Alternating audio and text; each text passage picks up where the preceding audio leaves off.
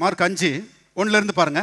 பின்பு அவர் கடலுக்கு அக்கறையில் உள்ள கதனேயருடைய நாட்டிலே வந்தார்கள். அவர் படவிலிருந்து இறங்கின உடனே அசுத்த ஆவியுள்ள ஒரு மனுஷன் பிரேத கல்லறையிலிருந்து அவருக்கு எதிராக வந்தான். அவனுடைய குடியிருப்பு கல்லறைகளிலே இருந்தது. அவன் சங்கிலிகளினாலும் கட்ட ஒருவனாலும் கூடாதிருந்தது.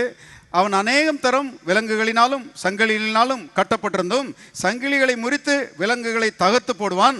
அவனை அடக்க ஒருவனாலும் கூடாதிருந்தது.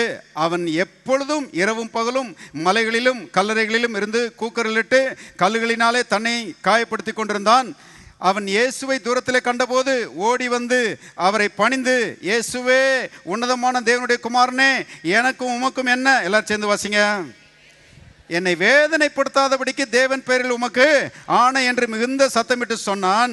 ஏனெனில் அவர் அவனை நோக்கி, அசுத்த ஆவியே, இந்த மனுஷனை விட்டு புறப்பட்டு போ என்று சொல்லியிருந்தார். அப்பொழுது அவர் அவனை நோக்கி, உன் பேர் என்ன என்று கேட்டார். அதற்கு அவன், நாங்கள் அநேகராக இருக்கிறபடியாலே என் பேர் லேகியோன் என்று சொன்னான். இங்க ஒரு மனுஷனை 6000 பிசாசு, லேகியோன்னா 6000. யோசித்து பாருங்க.